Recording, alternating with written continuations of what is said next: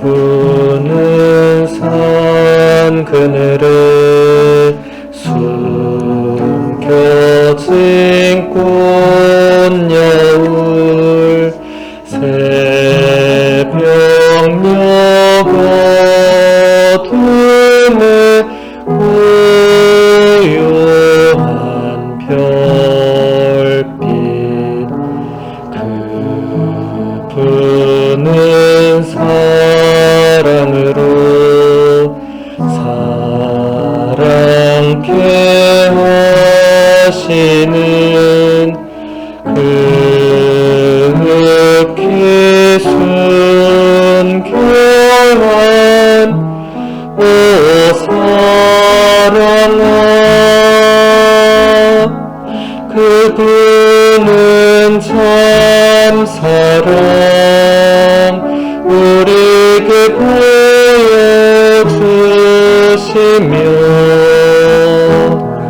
그분은 참 평화 오늘이 누려주시는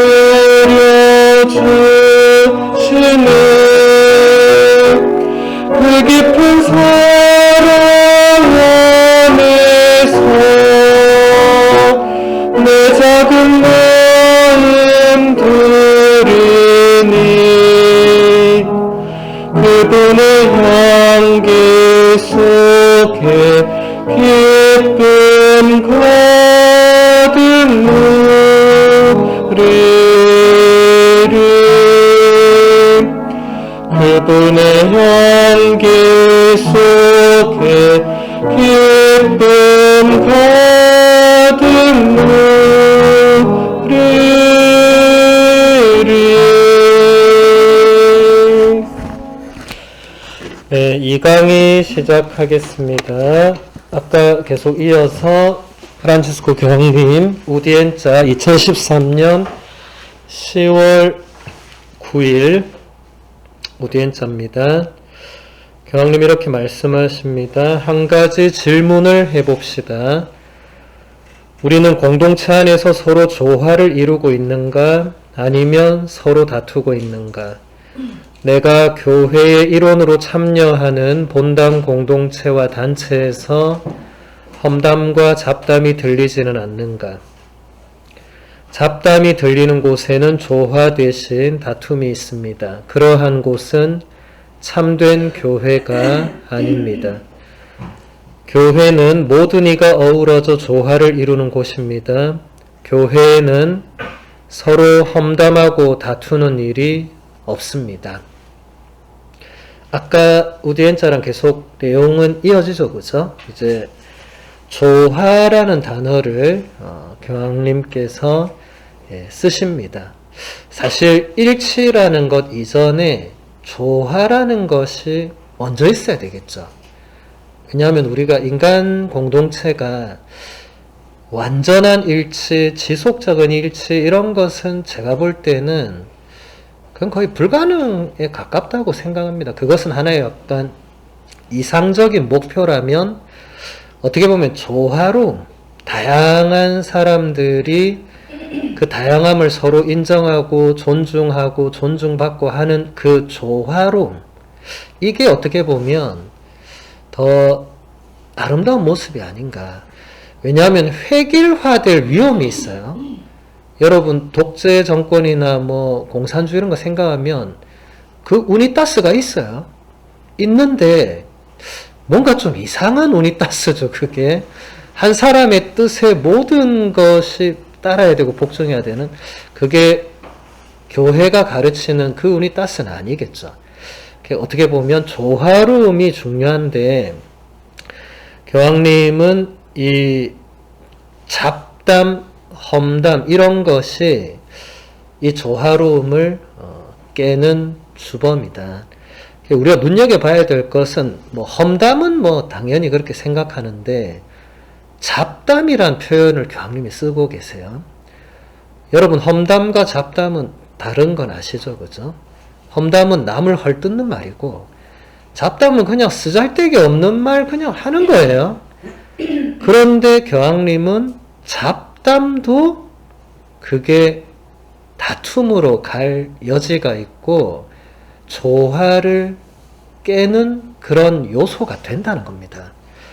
근데 여러분 가만히 한번 생각해 보세요. 세상 친구 쓸데없는 친구 혹은 가깝지 않은 관계에서는 잡담이 오가도 크게 나에게 해를 끼치거나 나를 슬프게 하거나 이러진 않을 건데, 나와 굉장히 가까운 친구 혹은 내가 굉장히 신뢰하는 분, 그런 관계 공동체에서 계속 잡담을 주고받는다. 예를 들면 그러면 내가 뭔가 실망하게 될 가능성, 그죠? 내가 저분을 그렇게 안 봤는데 왜 저분 이렇게 참 쓰잘데없는 얘기만 하시고, 이럴 수 있겠죠. 여러분 실망이 쌓이면 어떻게 되죠? 낙담하게 되죠. 그죠? 낙담하면 그 다음 어떻게 되죠? 그게 상처로 갈 위험이 큽니다. 어떻게 되죠? 결국 어떤 신뢰와 조화가 깨어질 위험이 있죠. 이 사소한 게 그냥 두면 가만히 있지 않고 이게 사람 마음을 조금씩 건드려요. 이렇게. 예. 그러면서 작은 균열, 이 악의 세력은 그 작은 균열의 틈을 결코 놓치지 않습니다. 싹 들어와서 이제 뭔가 이제 분열시키는, 이 악이라는 단어가 이 디아볼루스를 이제 번역을 한 건데, 디아볼루스는 이게 그리스어가 원어인데 이게 디아발로라는 단어에서 왔는데, 발로는 뭘 던지는 건데 디아는 그 전치사는 서로 역방향으로 뭘 하는 거예요. 예. 쉼 발로 하면 쉼은 함께 하는 거예요. 그래서 이것은 같이 뭔가를 하는 거고, 디아발로 하면 이게 서로가 이게 안 맞는 거예요. 이게. 예. 서로 엇갈리게 하는, 이게 악이 우리에게 하는 것이기 때문에 잡담조차도 좋지 않은 겁니다. 그래서 교회는 모든 이가 어우러져서 조화를 이루는 곳이다. 예, 그래서 우리는 교회 안에서, 우리 본당 공동체 안에서 그 조화를 이루기 위한 노력을 해야 되겠죠. 또 교황님 한 가지 말씀만 더 보면, 우리가 다른 사람을 받아들이고 같은 믿음을 지녔지만 서로 다르게 생각할 수 있음을 인정하면서 서로 사는 모습이 다르고 생각하는 방식이 다른 것은 당연한 일임을 인정해야 하지 않을까요? 아니면 모두를 획일적으로 바꿔야 할까요? 그런데 획일화는 생명을 죽입니다. 교회의 생명은 다양성에 있습니다. 모두를 획일화하는 것은 성령의 선물을 무가치하게 만드는 일입니다. 예, 조화로움을 교황님이 조금 더 설명을 하고 계시죠. 같은 그리스도교 신앙을 지녔지만 서로 다르게 생각할 수 있다는 것을 인정해야 된다. 우리가 쉽게 저지른 오류가, 아니 신자가 왜 저러지? 이렇게 말하잖아요. 교황님은 그걸 인정해 줘라고. 예. 왜냐하면 신자라는 기준과 틀을 누가 정해요? 아무도 못 정합니다. 미사를 잘 참례하고 기도생활 열심히 하고 나름 신앙 공동체에 적극적인 사람이 뭔가 조금 나와 다른 생각과 말을 한다고 해서 저 사람 신자가 왜 저러지? 이렇게 할 수는 없는 거죠. 예. 이 조화로움은 서로의 다른 모습을 받아들이는 데서 출발을 해야 됩니다. 우리는 똑같을 수 없죠. 지금 제가 아까 말씀드린 대로 교황님은 똑같은 말씀하시죠. 모두를 획일적으로 바꿀 수가 없고 획일화는 생명을 죽이고, 그런데 교회의 생명은 다양성에 있다. 그러니까 여러분이 속해 있는 본당이나 또 신앙 공동체가 다양하다면 하나님 뜻에 맞다는 거죠. 모두가 똑같이 움직인다면 그건 조금 이상하다는 거죠. 조화는 요 정도로 넘어가고, 그 다음 10월 16일 우디엔자, 계속 연속되는 우디엔자 또 보도록 하겠습니다. 교황님이 이렇게 말씀하십니다. 그리스도께서 교회를 세우셨다는 우리의 믿음은 어떤 이념이나 철학의 뿌리를 둔 것이 아니라 직접적으로 그리스도께 뿌리를 두고 있습니다. 예수님은 오늘 우리와 함께하고 계십니다. 우리 가운데서 이루어지는 예수 그리스도의 현존, 바로 이것이 교회의 아름다움입니다. 우리는 교회에서 그리스도를 만날 수 있습니다. 교회는 그리스도께서 우리에게 주신 선물입니다. 프란치스코 교황님의 교회론을 잠시 엿볼 수 있습니다. 교회론은 신학교에서도 굉장히 중요하게 배우는 교의신학의 핵심적인 이론 중에 하나인데 지금 우리가 교회론을 배울 수는 없는데 이 짧은 몇 구절이 교회론의 핵심을 사실은 거의 다 담고 있어요. 일단 교회는 예수 그리스도께서 직접 세우셨다는 사실에 가장 그 기초를 두고 있습니다. 어떤 이념이나 철학에 전혀 뿌리를 두지 않은 한 인물이 그 주춧돌이 되는 굉장히 특별한 공동체입니다. 이념과 철학은 그 인물로부터 발생합니다. 그 이전에 있었던 어떤 철학, 왜냐하면 예수님 이전에 플라톤, 아리스토텔레스 이런 사람 다 있었고 부처님 뭐 전부 예수님 이전 사람이잖아요. 예수님은 2000년밖에 안 됐어요. 부처님 몇 년 됐어요 지금? 몇천 년 됐잖아요. 몇천 년. 예. 뭐 공자, 뭐 소크라테스 다 예수님보다 지구에 온 순서로는 대선배들입니다. 그런데 그런 것에 전혀 영향을 받지 않고 예수님이 독자적으로 당신이 뭔가를 말씀하시고 당신이 사람들을 불러 모으고 당신이 친히 세우신 그 공동체가 바로 교회입니다. 그리고 예수님은 세우고 떠나고 끝 이게 아니고 이 역사 안의 인물들은 다 그렇게 했지만 예수님은 오늘 우리와 함께 하고 계십니다. 이게 굉장히 희망의 포인트가 되겠죠. 교황님께서 말씀하신 오늘은 2013년 10월 16일 그날만 말하는 게 아니라 지금 이 순간 바로 여기 오늘을 의미합니다. 지금 여기 그리스도께서 우리와 함께 하고 계십니다. 여러분 이것을 우리가 의식하든 못하든 그건 두 번째 문제고 우리는 그 믿음으로 신앙을 지니고 있고 그 믿음으로 지금 이 자리에서 피정을 하고 있습니다. 피정을 하는 모든 공동체는 다 이 확신으로 그 피정 안에 예수님께서 강하게 현존하신다는 그 확신으로 그 자리에 있을 겁니다. 그게 1번이 돼야 됩니다. 피정에서. 그게 아니면 우리끼리 이거 MT 온 거랑 비슷한 거예요. MT에 기도 좀 하고 찬양 좀 하고 이거밖에 안 되는 거예요. 피정은 그게 아닙니다. 예수님의 현존이 우리의 이 바탕에 우리의 중심의 근본에 있다는 것을 여러분들이 계속 확신해야 됩니다. 이론이 아니라 여러분 마음속으로 주님께서 여기 한가운데 우리 가운데 계신다고 확신해야 됩니다. 그래야 여러분이 끊임없이 기도할 수 있고 끊임없이 뭔가 역동이 일어날 수 있고 그분이 내 마음을 건드릴 수 있죠. 그러지 않으면 마음이 어디로 가겠어요? 콩밭으로, 집에 가스를 확인하러, 뭐 자녀에게, 뭐 본당의 세상 일에 이렇게 갈 수밖에 없죠. 끊임없이 다른 곳으로 가려는 나를 붙들어 세우고 다시 예수 그리스도. 지금 곳곳에 이런 이콘과 형상들이 뭘 말해주는 거겠어요? 내가 지금 너희와 함께 있다. 이걸 말해주는 표지들이잖아요. 그죠? 저런 거 잘 보세요. 그냥 저 이콘 상당히 이쁘네. 이렇게 쳐다보시면 안 됩니다. 예. 이쁜 이콘이 물론 있겠죠.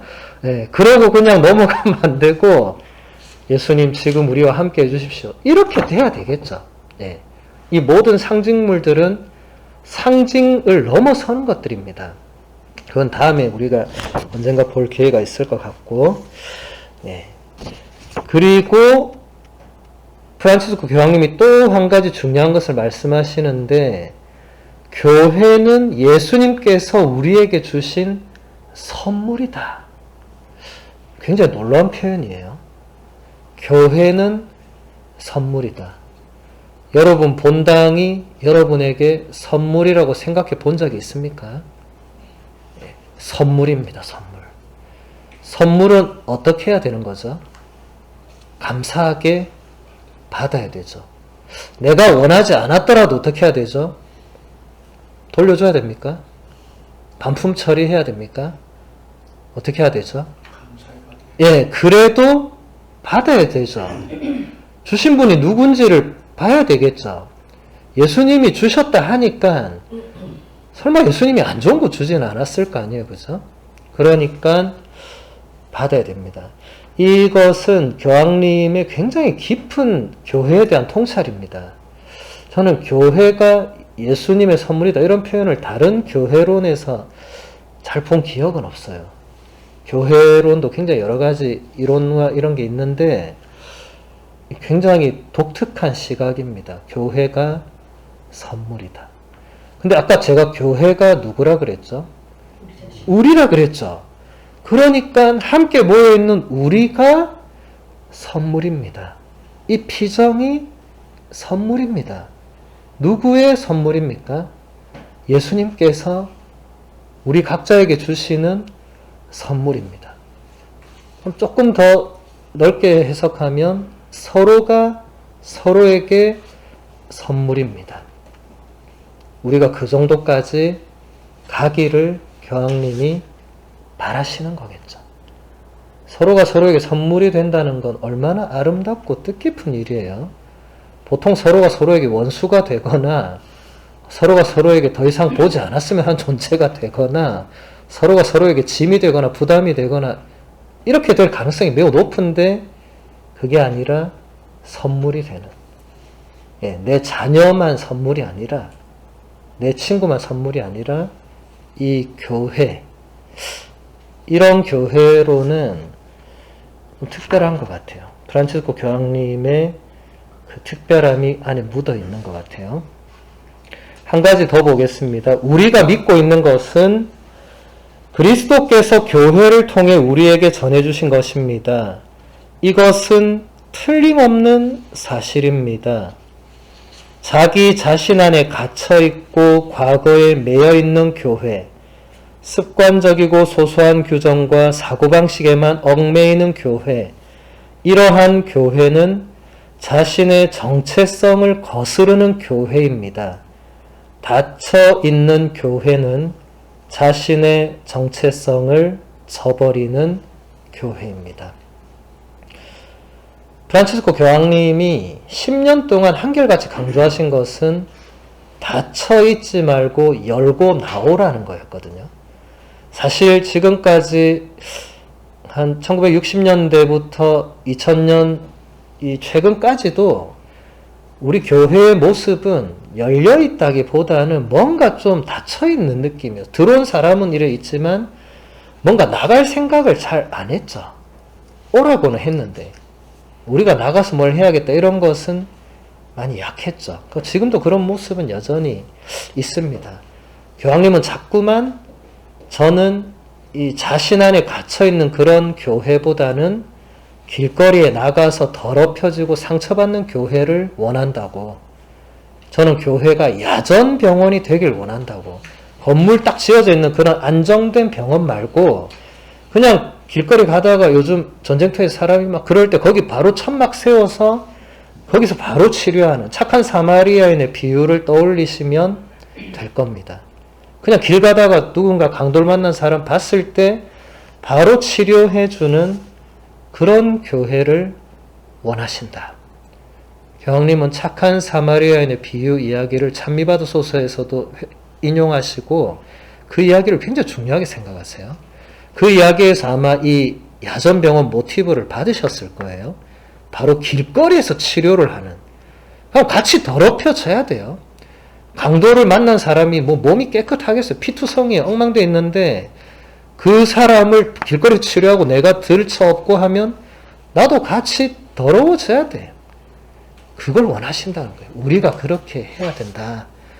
물론 이 성전에서 기도하고 이런 것도 교황님이 하지 말라고 하는 게 아니고 거리로 나가는 그런 모습이 필요하다는 거겠죠. 너무 우리가 그동안은 나가기보다는 자꾸 안에서 뭔가를 뭔가 아까 교황님이 얘기하셨잖아요. 자기 자신 안에 갇혀 있고 과거에 매여 있고 습관적이고 소소한 규정과 사고방식에만 얽매여 있는 이런 모습들. 아마 여러분들이 여러분의 공동체에서 봐왔던 혹은 지금도 볼 수 있는 모습일 수 있습니다. 교황님은 이 모든 모습을 자신의 정체성을 저버리는 거라고. 교회의 정체성을 교황님이 한결같이 뭐라고 하시냐면 선교하는 교회라고. 선교는 파견, 미션은 미시오라는 라틴에서 나왔잖아요. 그건 파견하다는 거거든요.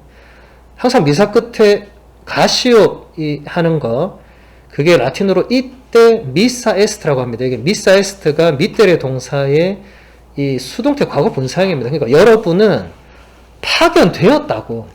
이제 나가라고. 그러니까 미사 끝났으니까 집에 가서 발 뻗고 자라 이게 아니고 여러분은 여기서 이제 하느님의 은총을 충만히 받고 예수님의 몸을 모시고 하나님 말씀을 듣고 이 무장을 했으니까 영적으로 나가라고 이제 나가서 아직도 하나님 말씀을 전혀 모르는 사람들, 도움의 손길이 필요한 사람들 가서 손잡아주고 가르쳐주고 하라고. 그게 교회의 정체성인데 자기 자신 안에 갇혀있고 닫혀있고 옛날에 어떻게 했더라, 최근에 우리 규정이 어떻더라 이러고 있으면 안 맞다는 거예요.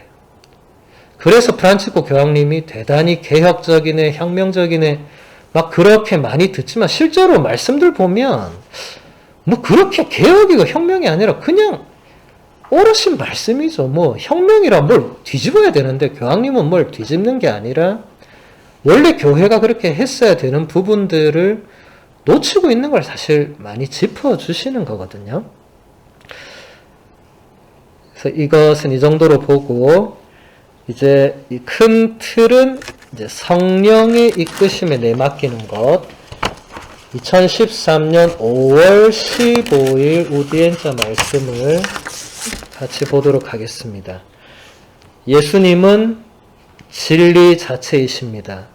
그분은 때가 찾아 우리가 알아볼 수 있도록 사람이 되시어 우리 가운데 오신 진리이십니다. 진리는 움켜잡을 수 있는 것이 아닙니다. 진리는 만나는 것입니다. 진리는 소유물이 아닙니다. 진리는 예수님과의 인격적인 만남 그 자체입니다. 많은 인류 역사에서 많은 사람들이 진리를 움켜잡으려고 했어요. 진리를 소유하려고 했고 혹은 본인이 진리인 것처럼 그렇게 행세하기도 했고 근데 인간인 이상 아무도 내가 진리다라고 말할 수 없죠. 그런데 인간인데 내가 진리라고 말한 유일한 분은 예수 그리스도 한 분이십니다. 그분이 뭐라고 했죠? 나는 길이요 진리요 생명이다. 인간은 이런 말을 할 수 없죠. 본인이 본인을 알잖아요. 소크라테스가 뭐라고 했어요? 너 자신을 알아라고 했잖아요. 자기가 자기 자신을 아는데 내가 길이라고 말하면 잘못 알고 있는 거죠. 야, 너는 길이 아니야. 내가 진리다. 넌 전혀 진리가 아니야. 그렇게 바로 되겠죠. 근데 진리는 만남이다. 이게 프란치스코 교황님이 우리에게 새롭게 일깨워주는 뭔가가 있습니다. 진리는 만남입니다. 교황님의 또 다른 강론집 국춘심 수녀님이 번역하신 교황님의 또 산타 마르타에서 매일 하시는 그 아침 강론을 모아놓은 책 제목이 진리는 만남입니다. 이렇게 되어 있어요. 그러니까 우리 서로의 만남 안에도 진리가 있다는 거예요. 뭔가 근데 아까 교황님 말씀하신 것처럼 서로의 만남 안에 잡담, 험담 이런 것이 있으면 거기서 어떻게 진리를 찾고 발견하고 느끼겠어요? 그건 안 되고 우리가 아까 했던 그런 진솔한 나눔, 경청 이런 것 안에서는 뭔가 어렴풋하게나마 어떤 진리를 만나는 경험을 할 수 있다. 거기서도 내가 움켜잡을 수 있는 건 사실 아무것도 없고 뭔가 나를 깨우쳐주고 뭔가 내 마음을 건드리고 내 안에 닫혀있던 뭔가를 자꾸 흔드는 이런 걸 느끼는 굉장히 특별한 체험이죠. 이걸 교황님은 지금 만남이라고 표현합니다. 그리고 조금 더 구체적으로는 예수라는 분과의 인격적인 만남이 진리다 라고 못 박습니다. 자, 여러분, 인격적인 만남은 어떤 만남이죠? 지금 우리가 이렇게 만나는 게 인격적인 만남이죠. 자, 여러분, 산책을 하다가 소나무를 만났어. 그건 어떤 만남이죠? 비인격적인 만남이죠. 왜 그렇습니까? 소나무가 나한테 말 걸어요? 소나무가 나한테 테레사 너 오늘 슬퍼 보이네. 그럼 그렇게 말 안 하는데 만약 내가 소나무가 그렇게 마음 느낀다면 병원을 좀 가야 될 필요가 있고, 그럼 인격적인 만남은 뭘 말하겠어요? 쌍방이 인격체여야 된다는 거겠죠. 내가 호숫가를 걸어요. 연어가 막 놀고 있네. 연어야 안녕 했어요. 근데 연어가 안녕하세요 안녕 이게 말이 돼요? 그렇게 생각한다면 진짜 심각한 지경에 간 거예요. 안 되잖아. 그것은 진리가 아니라는 겁니다. 그것은 만남이라고 표현하기도 그렇죠. 제가 매일 산책을 해요. 사슴들을 맨날 만나요. 근데 그건 미팅이 아니에요. 걔들은 나를 보고 쳐다도 안 봐요. 왜냐면 내가 아무것도 주지 않고 아무 해도 끼치지 않으니까 그냥 지나가는 개 보듯이 보고 가버려요. 저도 마찬가지죠. 사슴이네 하고는 그냥 갑니다. 어쩔 땐 저도 안녕 하지만 걔들이 저한테 너도 안녕 이렇게는 안 하죠. 예. 이런 것은 우리가 추구하는 진리가 아닙니다. 그들을 아끼고 보호하고 하는 우리의 의무는 있지만 이거 아니에요. 그런데 예수님과의 인격적 만남하면 예수님이 나한테 그렇게 해야 됩니다. 예수님 저 왔습니다. 그래 왔니? 데려서 왔니? 이게 돼야 됩니다. 이때는 병원 가는 게 아닙니다. 이거는 연어 사슴하고 다른 거예요. 데려서 왔니를 느껴야 돼요. 예수님께서 나를 맞아주시는구나. 예, 저 왔습니다. 근데 주님 제가 요즘 좀 엉망이죠? 예. 아까 교황님 뭐라고 했죠? 저를 한 번만 더 용서해 주십시오. 이게 비인격적일 때 이런 게 나오겠어요? 허공에 독백하는 거 아니에요? 비신자가 보면 그렇게 생각할 수도 있겠죠. 아유, 저 맨날 허공에 독백하는 저 이상한 애들이라고. 뭐 그럴 수 있겠죠. 놔두면 됩니다. 뭐 전혀 신앙이 없고 예수를 모르는데 뭐 굳이 우리를 이상하게 보든 말든 뭐 바오로 사도가 그런 거 신경이나 썼겠어요? 근데 나는 다르죠. 내가 혼자 감실 앞에 앉아 있어도 내가 뭔가 말씀드릴 수 있죠. 그걸 하라는 겁니다. 그걸. 예. 그리고 꼭 뭐 감실 앞이 아니더라도 집에서 혼자 가만히 있을 때도 그분한테 말씀드릴 수 있죠. 말씀드리라는 겁니다. 뭐 그분이 바로 이렇게 응답이 뭐 이렇게 오진 않겠지만 여러 루트를 통해서 그분은 응답을 하십니다. 우리가 잘 못 느낄 뿐이죠. 근데 간간히 느껴요. 어렴풋하게나마. 제가 그랬죠. 뭔가 진리는 확 움켜잡는 게 아니고 이건가 하면서 뭔가 깨닫는. 여러분 진리가 그렇게 쉬운 소유물이 아니잖아요. 진리는 아마 죽을 때까지 우리는 어렴풋하게 느끼는 정도에 그칠 겁니다. 근데 그건 욕심내면 안 돼요. 모든 성인 성녀들도 그렇게 뭐 확 이게 안 됐습니다. 바오로 사도가 뭐라고 했어요? 우리는 지금은 어렴풋하게 볼 수밖에 없다.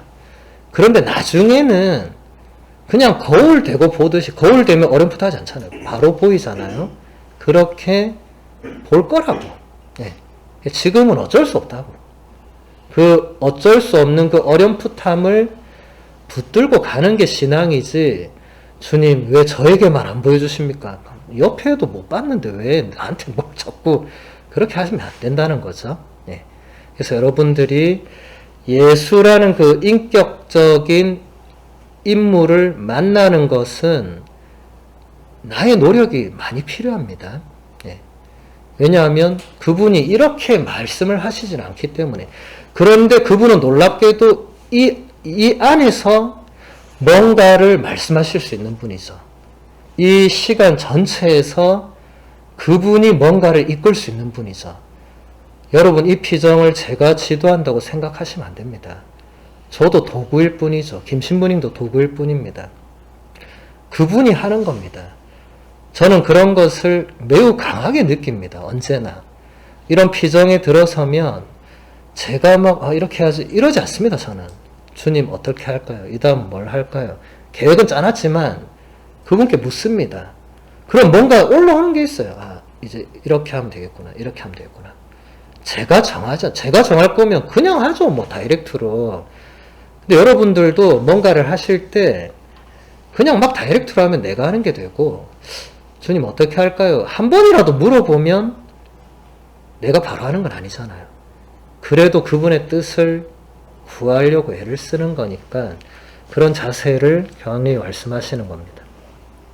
한 가지만 더 보면, 우리는 날마다 다음과 같은 기도를 바쳐야 합니다.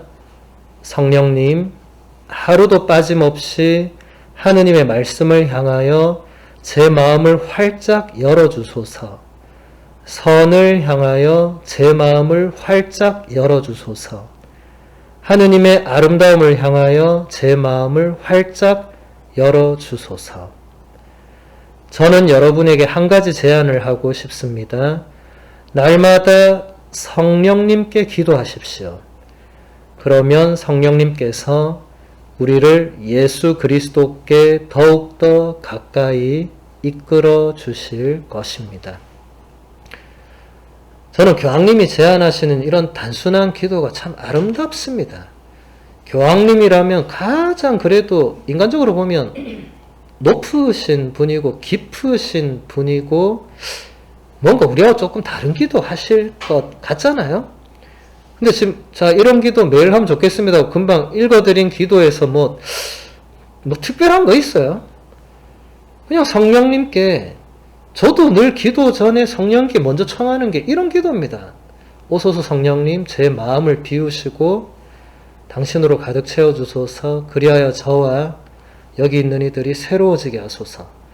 이거랑 지금 열어주소서, 하느님을 향해서, 하느님 말씀 향해서, 선을 향해서, 하느님 아름다움 향해서 차이가 별로 없죠. 그죠? 네. 여기서 지금 중요한 한 가지 포인트는 우리의 닫혀있는 마음을 누가 열 수 있느냐, 이걸 지금 교황님이 말씀하시는 거죠.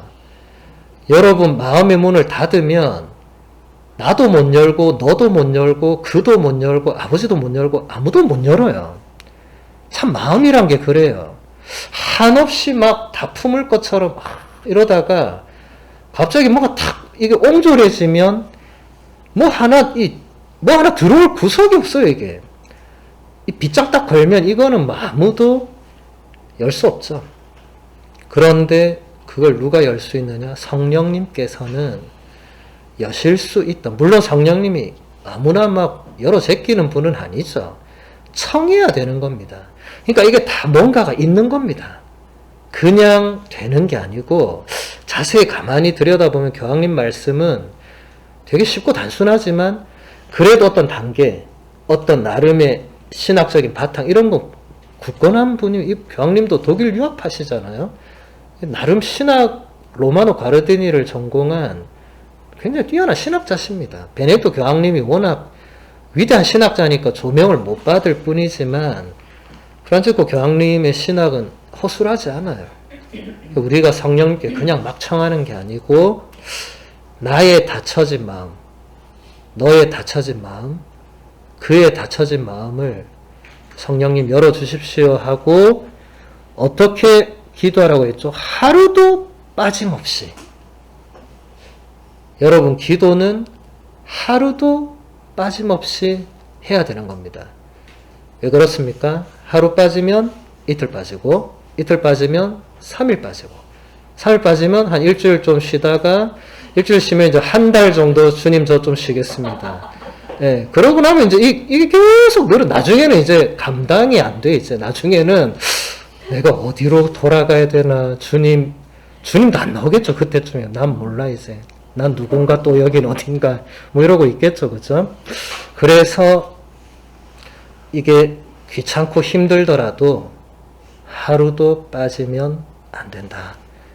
우리가 얼마나 나약한지를 교황님이 아시죠? 우리의 인간 본성은 굉장히 나약합니다. 그걸 인정해야만 되겠죠.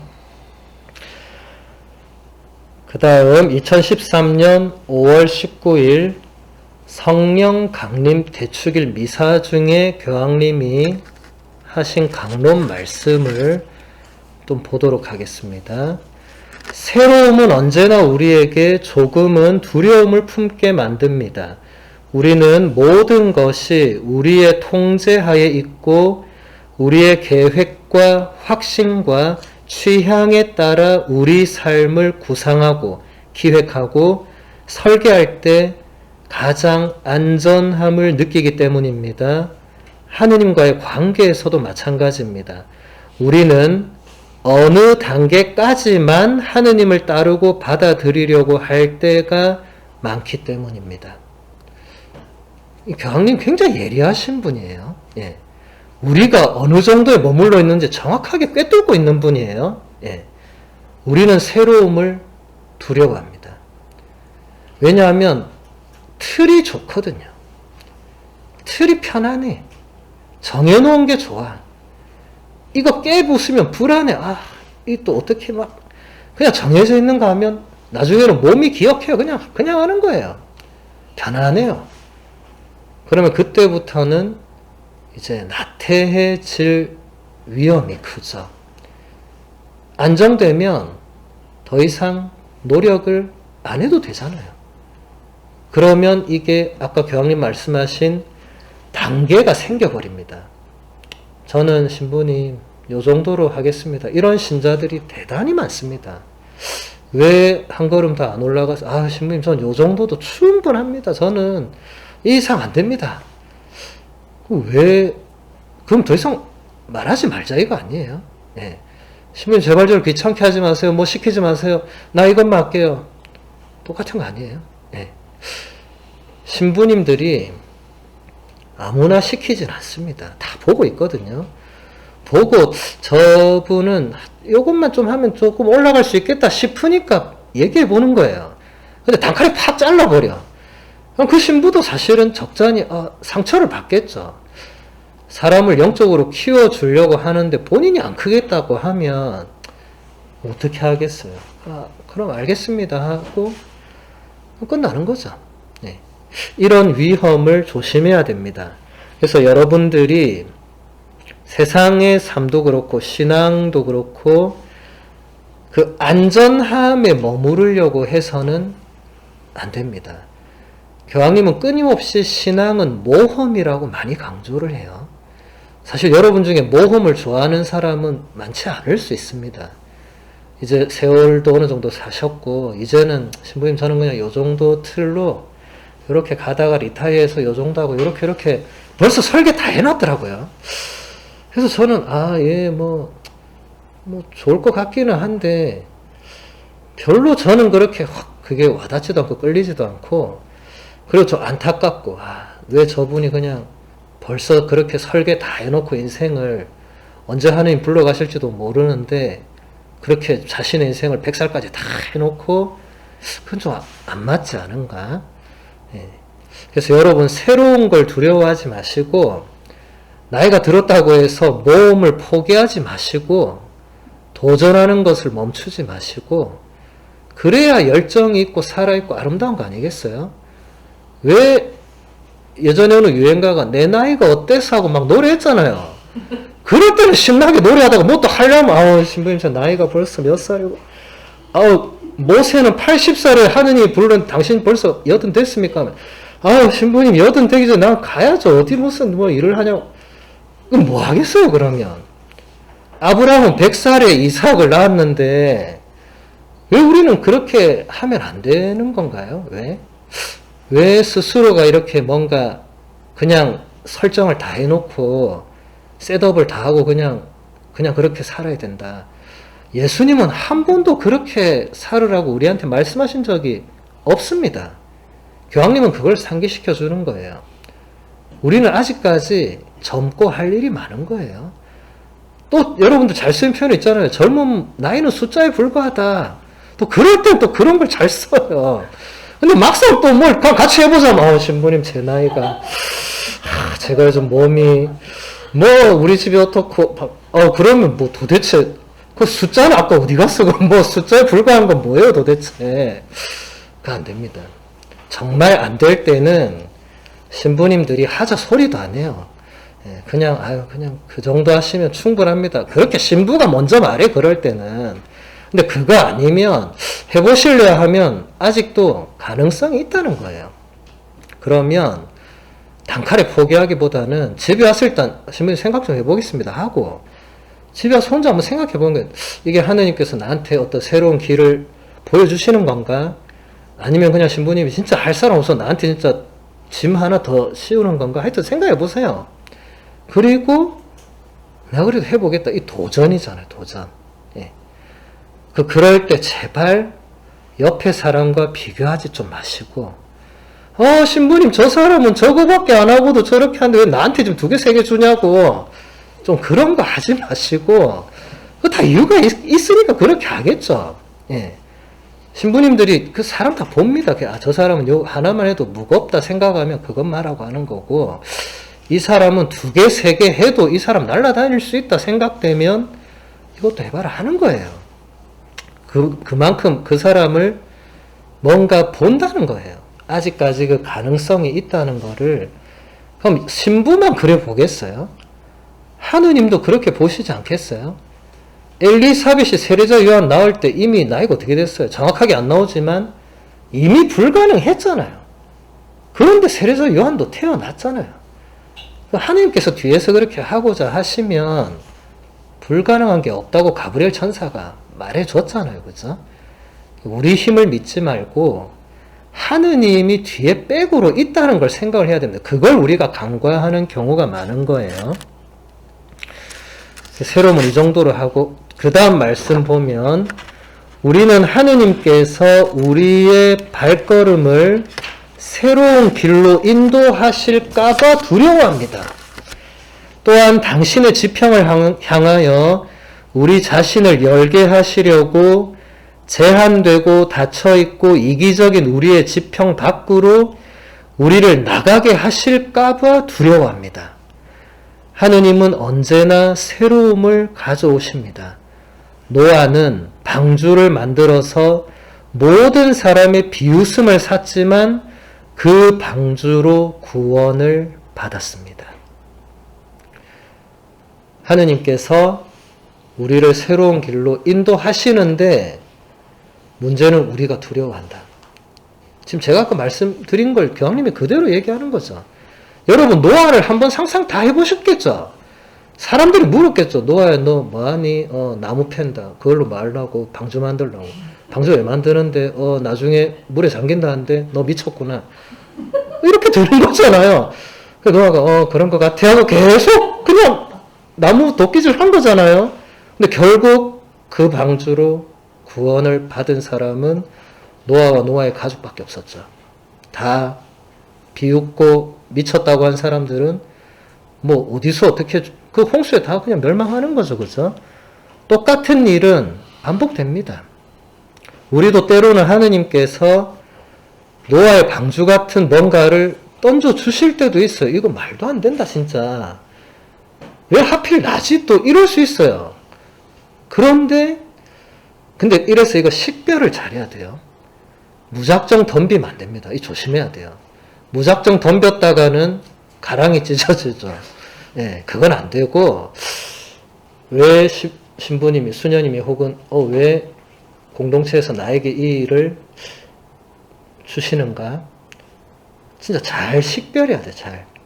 그리고 본인의 어떤 욕심이 있는가 없는가 여러 가지로 식별해보고, 혼자 힘으로 안 되면 영적 동반자들이나 영적 지도자에게 이 식별의 요청을 좀 하고, 좀 이런 과정들이라도 있어야 되는데 보통은 그냥 단칼 이런 지하의 거절.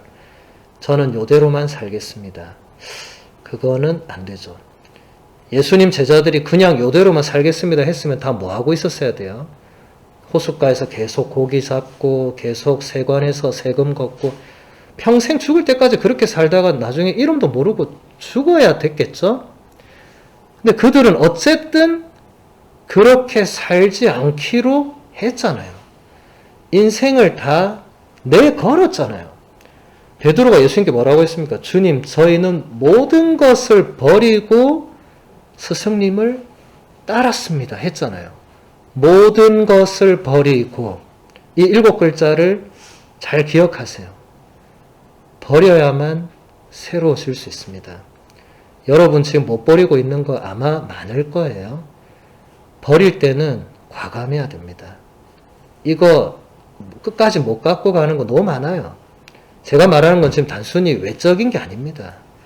여러분 내면과 여러분의 관계들과 여러 가지에서 버릴 건 좀 버려야 돼요. 안 그러면 복잡해지고 지저분해지고 에너지 딴 데 뺏기고 이렇게 돼요. 그래서 항상 본질적인 것에 집중하고 본질적이지 않은 것들은 이건 껍데기다. 껍데기는 여러분 어떻게 하죠? 버려야 됩니다. 왜 버립니까? 그래야 그게 거름이 되잖아요. 그래야 나중에 다시 뭔가 새로운 게 올라올 수 있잖아요. 근데 안 버리고 계속 있으면 그게 썩어버려요. 그게 흙에서 썩어야 거름이 되지. 여기서 썩으면 뭐가 됩니까? 냄새 납니다. 이제 보관도 안 돼요. 나중에는 어디다 버려야 될지도 몰라요. 그런 관계나 그런 뭔가가 있다면 모든 것을 버릴 수가 없죠. 사실 우리는 모든 것을 버리기보다 하나라도 제대로 버려야 됩니다. 하나를 제대로 포기할 줄도 알아야 됩니다. 버림과 포기는 같은 말이에요. 예. 여러분 포기하지 못하는 게 얼마나 많습니까? 얼마나. 기도 시간 10분을 더 내라면 사람들이 난리를 칩니다. 막. 근데 영화를 한 편 더 봐라 하면 밤을 새워서 봅니다. 예. 시간이 2시간이 넘어도 봅니다. 잠 안 자도 된다고 합니다.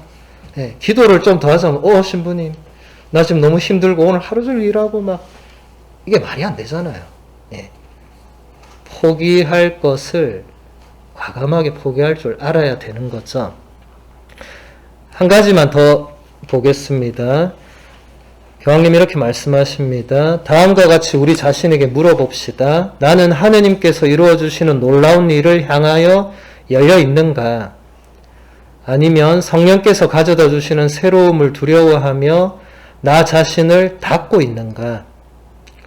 하느님께서 가져다 주시는 새로움이 우리에게 제공하는 새로운 길을 걷기 위해서 용기를 낼 수 있는가?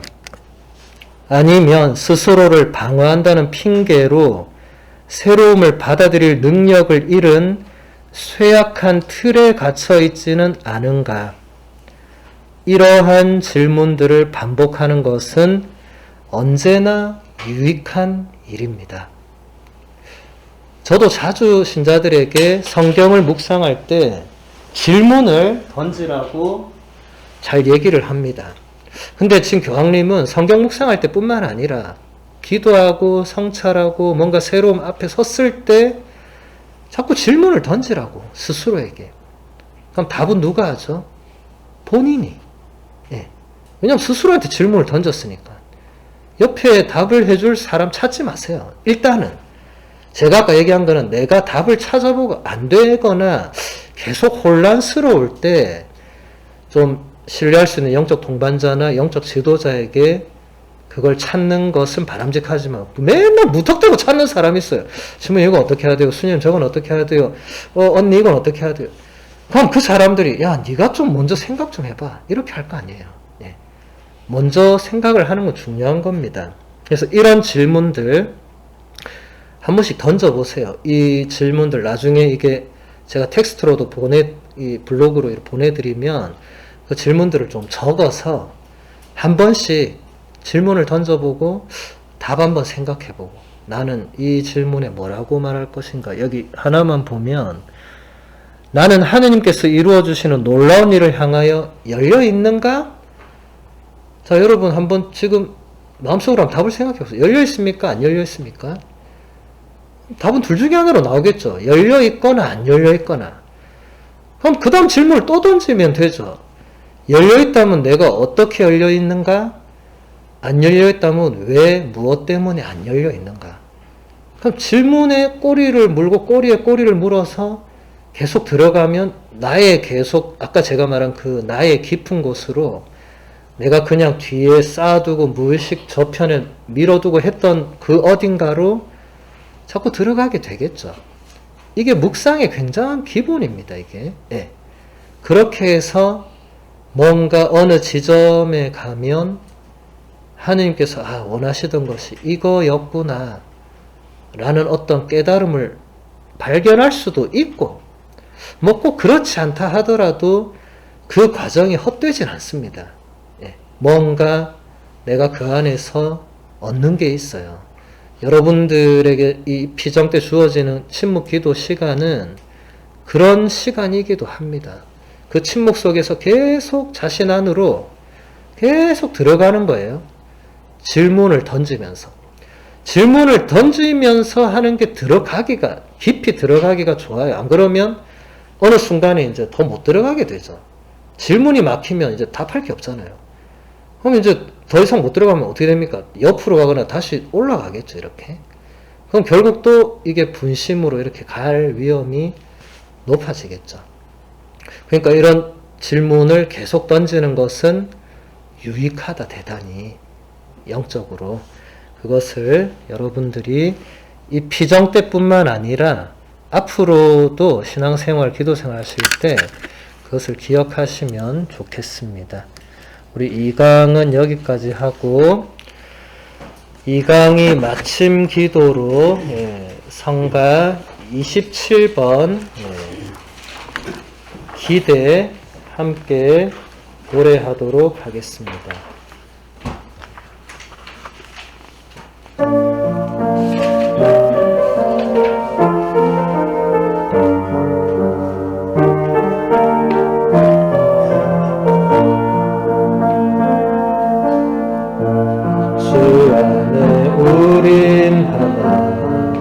모습은 달라도 예수님 한 분만 바라네.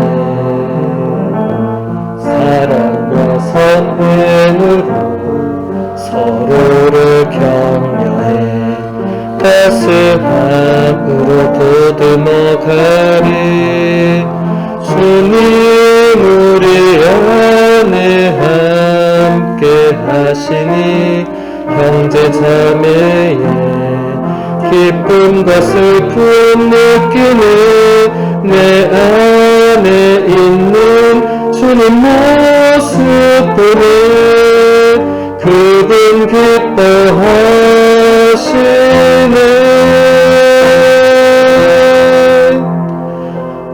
주님 우리 통해 계획하신 일 부족한 입술로 찬양하게 하시니 주님 우리 통해 계획하시니 나를 통해 하실 기대에 주님 우리 통해 주님 우리 통해 계획하시니 부족한 입술로 찬양하게 하시니 주님 우리 통해 계획하시니 나를 통해 하실 기대. 영광이 성부와 성자와 성령